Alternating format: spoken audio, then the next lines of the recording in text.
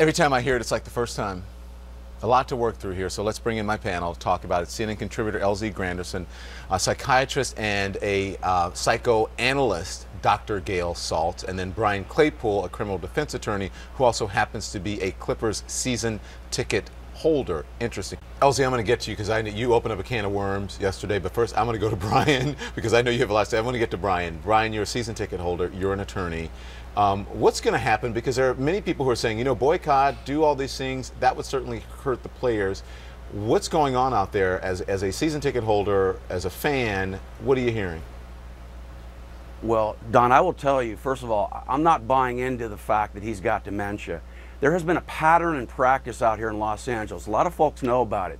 Mr. Sterling has been sued previously for having not rented apartment buildings. He owns a lot of apartment buildings. He's been sued for not renting to blacks and Hispanics. He said openly he doesn't like blacks and Hispanics. So this is bigger than the LA Clippers. This is about human decency and human dignity, mutual respect for others. And I will tell you that as a season ticket holder, I'm stunned, shocked, and very disappointed.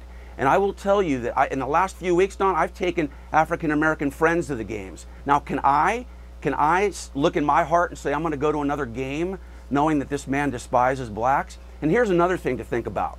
If Donald Sterling is not removed as the Clippers owner and I'm repping any of the Clipper players, next year you look for some of these Clipper players to try to get out of their contracts based on fraud because they didn't know this when they signed up for it. Yeah, and will they have a legal leg to stand on? They probably will, right?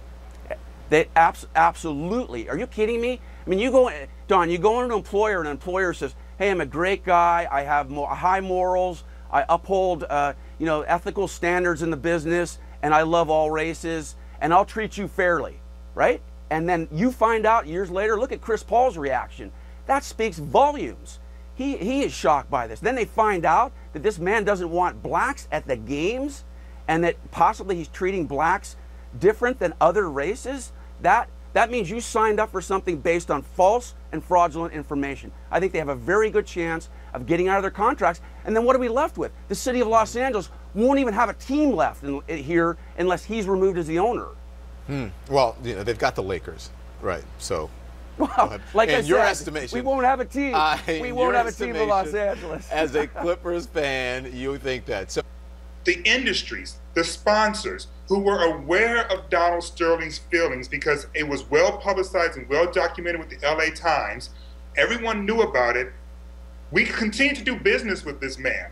So if you're concerned about the babies, don't just worry about what Donald Sterling's going to say and if he's going to apologize or not. Okay, worry LZ, Brian is doing business with them. Yeah, hey Don, I take real issue with. Let me make a comment about that, about what you just said. Go ahead, Brian. Here's the difference between these other owners that are allegedly racially prejudiced.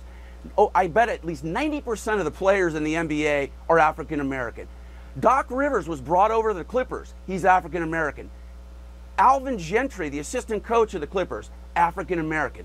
How hypocritical for the owner of the Clippers to be out there hiring all these black men to lead their team to victory and a championship and make a ton of money, and to also bring in Chris Paul, another black man, to play for the Clippers, to take the Clippers to the top, and behind the scenes, he is talking to people about black Jews being treated like dogs, and I don't want blacks at my games.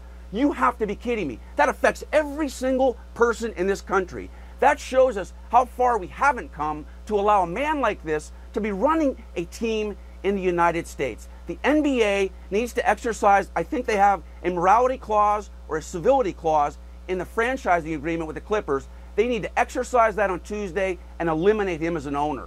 Okay, I want to go to Sam Amick. I want to